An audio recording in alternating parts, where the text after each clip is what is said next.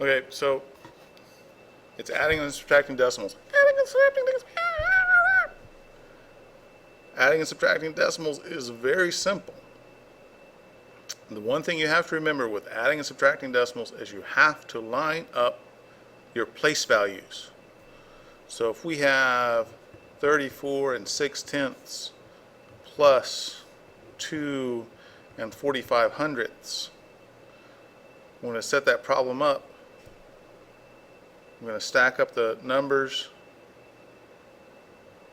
The easiest way to make sure your place values line up is to make sure your decimal points line up. We have a 3 in the tens place, 4 in the ones place, 6 in the tenths place. On the 2 and 45 hundredths, 2 in the ones place, the 4 in the tenths place, and the 5 in the hundredths place. It's important that those numbers get lined up. Notice that the decimal points are lined up for my two numbers. So I'm going to add them together. Now if you need to, go ahead and fill in the place values that you need to make sure you have the same number of place. But by place values I mean the numbers to the right of the decimal point. So place value, so first one, 0 plus 5 is 5, 6 plus 4 is 10, carry the 1, 4 plus 2 is 6, and 1 is 7, 3 plus 0 is 3, and the decimal point just goes straight down. So the answer to this one, 34 and 6/10 plus 2 and 45 hundredths, is 37 and 5 hundredths. We're doing subtraction, we do the same thing. If we have 34 and 6/10 minus 2 and 45 hundredths, we're going to line up the decimal point, or line up the place values.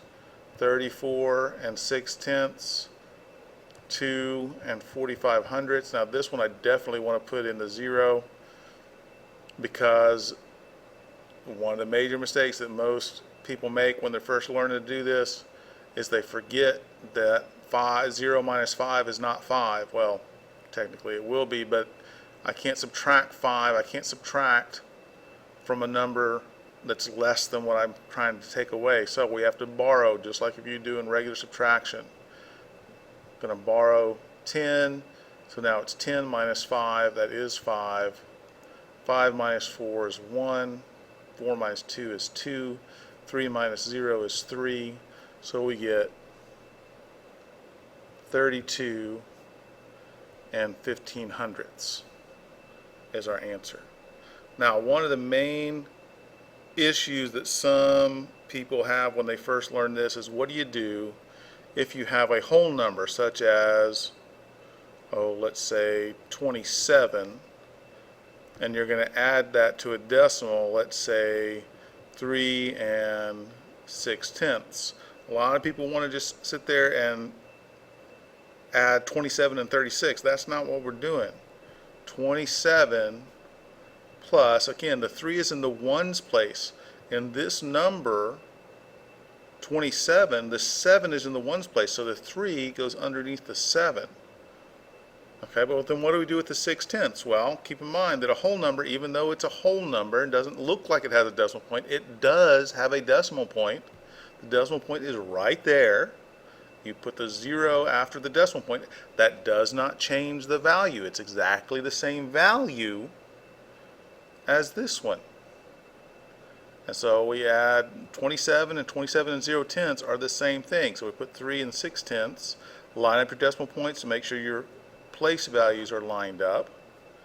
0 and 6 is 6, 7 and 3 is 10, 2 and 1 is 3. Decimal point again just comes straight down.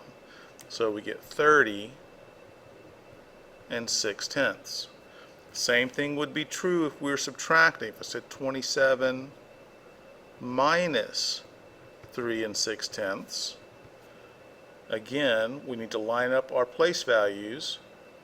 Since 27 doesn't have a tenths place, we're going to put a tenths place, put the decimal point in the tenths place, put a 0 in the tenths place. We're going to subtract 3 and 6/10. So again, we have to borrow, just like we would do if it was 270 minus 36. That's going to be a 6, that's a 10, 10 minus 6 is 4, 6 minus 3 is 3. 2 minus 0 is 2. Decimal point comes straight down. 23 and 4/10. That's adding and subtracting with decimals. Make sure your place values are lined up. Everybody understand? Yeah, we got it. Okay, are you sure? Yeah, I got it. Okay. All right.